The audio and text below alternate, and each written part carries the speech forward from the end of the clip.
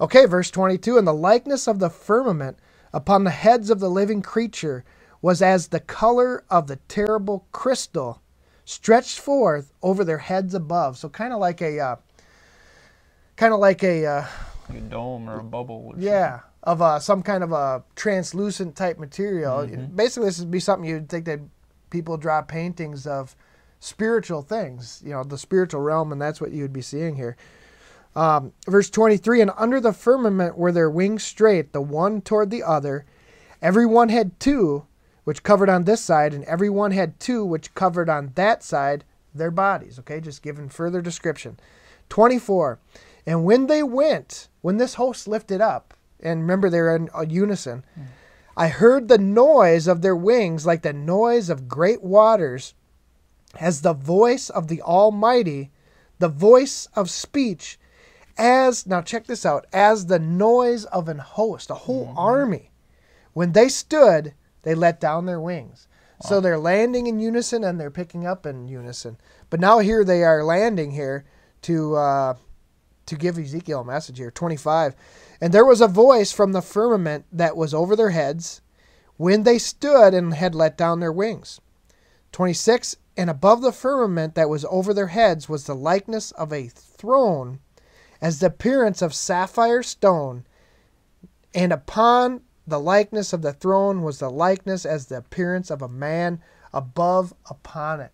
So Ezekiel's seeing God and his host land on earth in these chariots of fire, and now he's actually seeing the throne of God. Wow. I just can't even fathom what must have been going through his mind here. 27, and I saw as the color of amber, as the appearance, that's that highly polished metallic metal there, as the color of amber, as the appearance of fire round about within it, from the appearance of his loins even upward, and from the appearance of his loins even downward, I saw, as it were, the appearance of fire, and it had a brightness round about it, glowing fire. And verse 28, as the appearance of the bow that is in the cloud in the day of rain, so was the appearance of the brightness round about.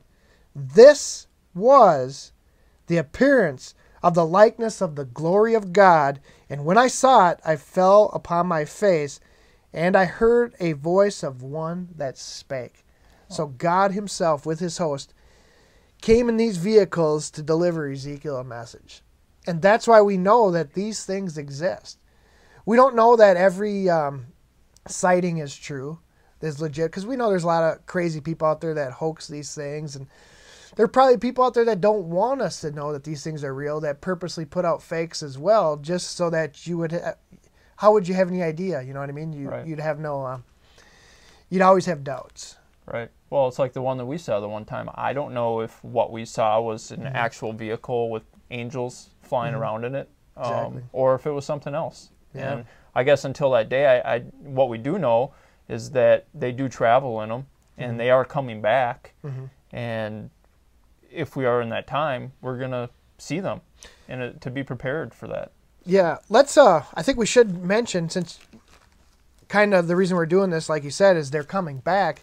Let's go to Revelation 12 and just read that together to document that, because we could, we're not just, there are a lot of people that get interested in UFOs just to fill their own curiosity, to find out things of the unknown, find out mysteries. But as Christians, we don't look at it like that. I mean, it's fascinating to learn about things we don't know about, but there's a reason that we need to know about it, and that's so we can be prepared. So we can be prepared to handle the supernatural.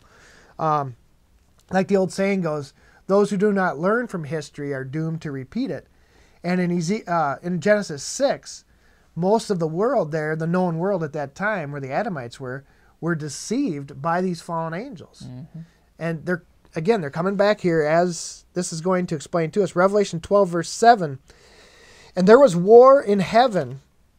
Michael and his angels fought against the dragon, and the dragon fought and his angels. Now check that out. His angels. This is Satan and his angelic beings. Verse 8. And prevailed not, neither was their place found any more in heaven. Verse 9. And the great dragon was cast out. Now it's going to describe who the dragon is here. That old serpent, called the devil and Satan, which deceiveth the whole world, he was cast out into the earth, and his angels were cast out with him.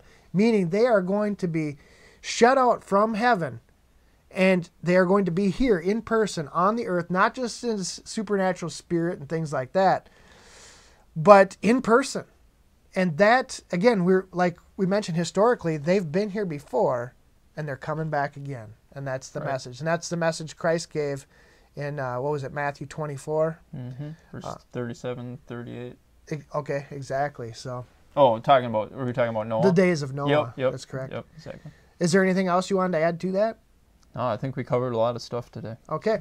Well, in the future weeks here, we may cover more topics in connection with this because, like Mark said earlier, this is such a broad topic with so many different side studies that we could go into. It's basically understanding, hey, we're not alone. This earth is watched over. In fact, in the book of Daniel, the angels are called watchers there. They're very much aware of what's happening down on earth today, and they're very much involved with the outcome of it.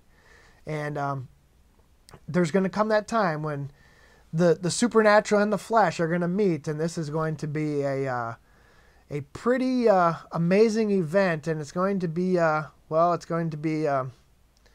pretty exciting and fantastic and celebrated by those who are deceived. But for God's people, we know it's the time when we move forth into action, when God will begin to use us like never before.